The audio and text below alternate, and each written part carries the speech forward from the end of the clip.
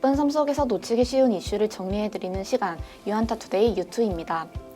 코로나 이후로 사람들이 집에서 머무는 시간이 이전과는 비교가 되지 않을 정도로 매우 많이 늘어났습니다.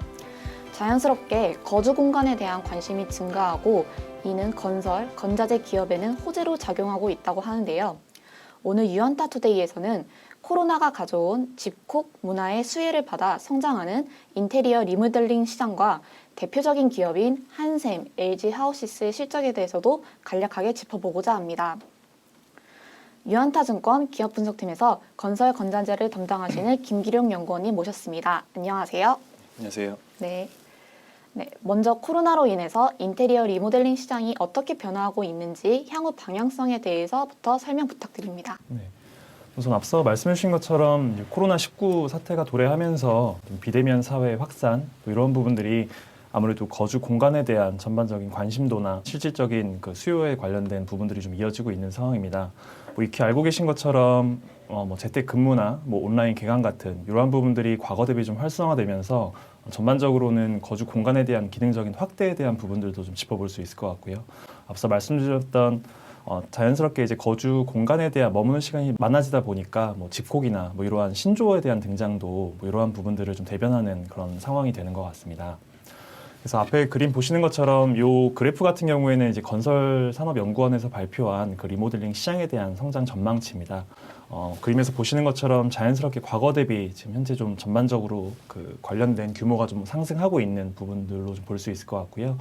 뒤에 가서 말씀드리겠지만 지금 한샘이나 LG하우시스 이런 전반적인 건자재 업체들이 지금 바라보고 있는 주거용 리모델링 시장 같은 경우에는 약 한 20조 원에서 30조 원 정도로 일단 업계에서는 추산하고 있는 상황입니다. 네, 여기 그림 보시는 것처럼 이 2018년도 준공 연도별 주택 비중 현황을 보시면 아무래도 준공 한 10년 차 정도 이상 되는 이러한 주택 수가 상대적으로 좀 많이 분포되어 있는 것을 확인할 수 있습니다.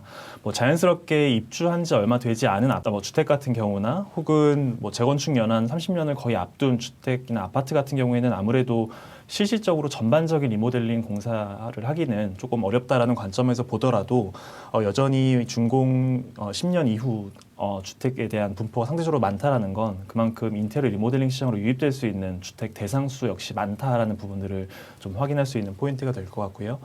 가운데 그림 보시는 것처럼 네이버의 그 DIY 자재용품 구매 횟수에 대한 빈도수나 검색 수나 혹은 대표적으로 그 인테리어 플랫폼으로 알려져 있는 오늘의 집에 대한 어떤 누적 거래액이나 누적 다운로드 추이를 보시더라도 앞서 말씀드렸던 인테리어 리모델링 시장에 대한 성장 혹은 거기에 대한 소비자들의 관심도는 여전히 높다라는 부분들을 좀 확인할 수 있는 데이터로 활용하시면 좋을 것 같습니다. 그렇다면 이제 인테리어 리모델링 시장의 성장 속에서 이제 수혜를 받는 대표적인 기업에는 어떠한 기업이 있을까요? 듣자하니 이제 한샘이 3분기에 이미 양호한 실적을 기록하면서 향후 성장성을 입증했다고 하는데요, 맞나요? 네, 그렇게 보고 있습니다. 일단은 유한타 증권에서 보고 있는 이제 앞서 말씀드렸던 인테리어 리모델링 시장에 대한 성장 그리고 그 안에서 어떤 기업을 주목해야 되냐라는 물음에는 저희는 이제 한샘이라고 답변을 드리고 있고요. 한샘 같은 경우에는 대표적으로 이제 부엌 가구를 중심으로 이제 판매 구조를 가진 대표적인 이제 B2C 소비자 대상으로 하는 B2C 시장에 가장 강점을 가진 회사로 알려져 있습니다.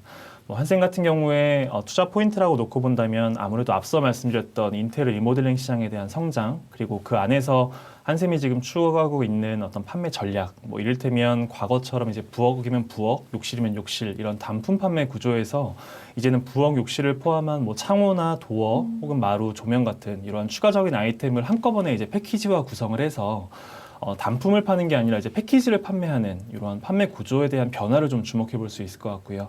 판매 채널 측면에서도 과거에 저희가 어떻게 보면 한샘과 이제 개인 인테리어 사업자 간의 이런 제휴 관계에 있는 이런 제휴점들을 이제 작년과 올해 이제 꾸준히 대리점화 시키면서 어떻게 보면 인테리어 리모델링 시장 내에서 한샘의 좀 대리점이 늘어나면서 자연스럽게 이제 한샘의 MS가 늘어나는 확대되는 그러한 판매 채널에 대한 변화 역시도 주목해 볼 만한 필요가 있다라는 판단이고요. 또 올해 이제 한샘이 집중하고 있는 사업 같은 경우에는 이제 시공에 관련된 부분입니다. 저희가 보통 패키지를 한 건을 판매하게 되면 이 패키지와 관련된 제품 시공은 사실상 100% 이제 한샘이 담당하고 있는 반면에 이 제품 시공과 무관한 이제 직시공이라고 하는 뭐 이를테면 뭐 도배 작업이나 뭐 철거 작업, 배선, 뭐 목공, 뭐 도장 같은 제품과 직접적으로 관련이 없는 요 직시공 같은 경우에는 현재 한샘이 수행하고 있는 비율이 한 30-40%대에 좀 불과한 상황입니다. 그래서 지금 패키지 하나를 팔면서 이렇게 30-40%밖에 되지 않고 있는 이 직시공에 대한 비율을 이론적으로 한샘이 100%까지 끌어올렸을 때에는 자연스럽게 패키지를 한 건을 판매하지만 이 판매를 통해서 한샘이 가져올 수 있는 어떤 매출이나 이익 규모는 지금보다는 보다 확대될 수 있다는 부분 역시도 한샘의 좀 직시공에 대한 확대 이런 부분들이 한샘의 투자 포인트로 볼 수 있는 또 하나의 요인이다 이렇게 좀 판단을 하고 있습니다. 그러면 이제 한샘 이외에 아직 이제 3분기 실적 발표 이전이지만 투자자들이 관심을 가지고 지켜봐야 할 기업의 LG 하우시스를 또 이제 말씀하시고 계신데 이 부분에 대해서 또 설명 부탁드립니다. LG 하우시스는 기본적으로는 B2C 회사는 아닙니다. 이 회사가 주로 하고 있는 건자재 아이템들을 보면 뭐 창호나 뭐 단열재, 미국의 이제 인조 대리석인 이스톤 이런 부분들이 주로 구성되어 있기 때문에 아무래도 B2C보다는 이제 B2B 기업이다라는 인식이 강하고요. 실제로 창호 아이템을 놓고 보면 이제 B2B 비중이 거의 한 60%에서 70% 수준이기 때문에 이제 B2B 기업입니다. 다만 이제 이 회사가 이제 향후의 성장 방향성을 어떻게 그리고 있냐라는 부분들은 이제 기존의 이제 B2B 중심에서 이제 B2C 기업으로 좀 거듭나겠다라는 계획을 밝히고 있고요.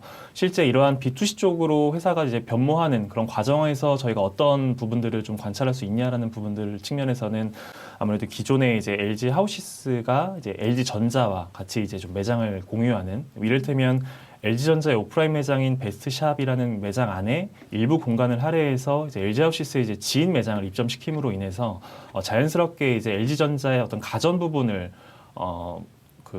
보고자 하는 고객들이 실질적으로 LG전자의 베스트샵 매장에 방문을 했을 때 이제 자연스럽게 LG하우시스의 이제 지인 매장까지 같이 보면서 어떻게 보면 이제 가전 수요를 이제 인테리어 수요까지 확대시키는 그런 부분들을 대표적으로 이제 LG하우시스의 B2C 어떤 변모하는 과정의 하나의 좀 포인트로 볼 수 있을 것 같고요.